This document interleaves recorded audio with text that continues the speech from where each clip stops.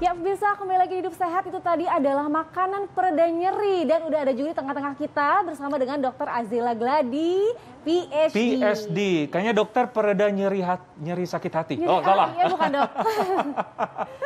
Nah, itu beda lagi, itu sama dokter Ikhlas aja konsulnya. Iya. Siap menerima konsultasi nyeri hati. Oke, nah biasanya kan nyeri itu diatasi dengan painkiller ataupun obat-obat tertentu. Ya. Nah tapi ternyata bisa ada makanan-makanan yang katanya bisa meredakan nyeri. Gitu. Salah satunya ada di depan kita, cabai rawit. Cabai rawit. Nah, itu rasa pedas ya. Iya pedas nah, ya. Dokter, katanya konsumsi cabai dapat bermanfaat sebagai pereda nyeri dan kram.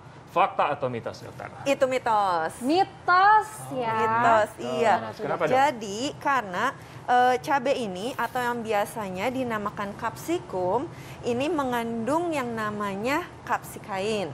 Nah, kapsikain ini justru ada ketika kita makan ada rasa burning sensation atau rasa panas di mukosa. Nah, kalau misalnya kita makan secara terus-menerus akan meningkatkan sekresi asam lambung yang nantinya akan terjadi iritasi lambung justru. Namun ada di beberapa tempat memang ada kapsikain spray atau kapsikain topikal atau salep. Nah, untuk itu bisa digugakan untuk pereda rasa nyeri. Cuman tidak dapat menggantikan obat painkiller, iya.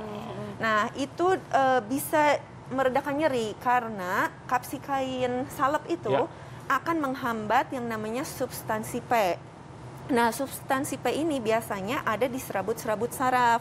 Oleh karena itu, substansi P ini karena dihambat nih, diblok, jadinya rasa nyerinya juga diblok juga. Oke. Oh, jadi kalau misalkan dari makanan justru tidak secara langsung ya, secara langsung.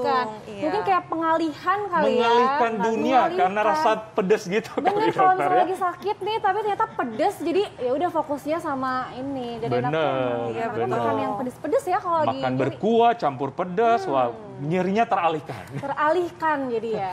Enak. Oke. Baik, dokternya ada lagi dok, selain cabai. Selain cabai, apa dokter? Adalah Selain kopi. Di sini nggak ada kopi ya, tapi katanya kopi. Nah, si kandungan kafeinnya, ini katanya kopi mengandung kafein ya, yang dapat mengurangi rasa nyeri dan juga meningkatkan efek obat penghilang rasa sakit. Nah, ini fakta atau mitos dok? Ini mitos. Mitos juga ya. Sebenarnya bukan karena kopinya, tapi karena kafeinnya. Nah, kafein ini kan bukan hanya di kopi, tapi juga di teh, di coklat, minuman soda, itu pun mengandung kafein. Memang di dalam tubuh kita nih ada yang namanya adenosin dan ada yang namanya prostaglandin. Karena kalau kebanyakan adenosin dan sintesis prostaglandinnya meningkat, maka tubuh kita merasakan nyeri. Nah, efek kafein ini menghambat atau memblok adenosin dan menghambat sintesis prostaglandin sehingga dapat meredakan nyeri. Jadi bukan hanya di kopinya saja, tapi bisa di teh, bisa di coklat. Kalau minum coklat atau minum teh yang mengandung kafein, ini pun bisa sebenarnya meredakan. Dan kalau misalnya kita minum kopi, saya suka kopi nih, dokter suka apa? Coklat. Coklat. Coklat teh. Sama-sama ada kafeinnya ya? Iya, begitu ada kafeinnya, itu melepaskan dopamin.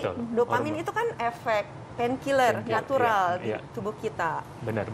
Jadi bukan karena kopinya, tapi kafeinnya. Ya, itu Oke deh, sering minum coklat deh. Ya, jangan kebanyakan juga nanti jadi diabetes kayak tadi nyambung kan ya. Oke dokter, ada satu hal lagi ini yang sangat dipercaya oleh masyarakat. Mengunyah bawang putih dapat melegakan tenggorokan dan meredakan peradangan. Fakta atau mitos? Fakta. Fakta.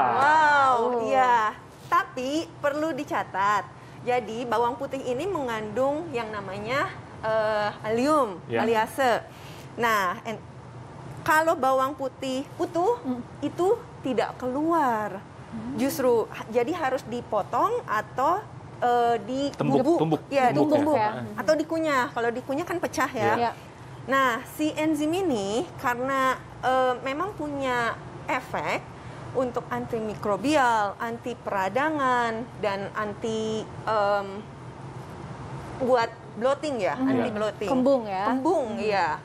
Jadinya kalau memang makan bawang putih ini memang bagus untuk tubuh. Tapi sayangnya enzim ini tuh banyak hilang ketika sudah dipanaskan. Nah, berarti kalau untuk dimasak kayak gitu itu nggak ngaruh ya? Itu nggak ngaruh. Jadi dalam 100 gram bawang putih itu biasanya mengandung 37 miligram. Oh, sedikit ya? Sedikit, tapi begitu sudah dipanaskan justru lebih sedikit lagi, hanya 10 miligram. Oke, jadi kalau mau ngambil efeknya tadi bagusan dalam keadaan mentah. Dalam keadaan mentah. Tidak dipanaskan. Tapi kan bau ya.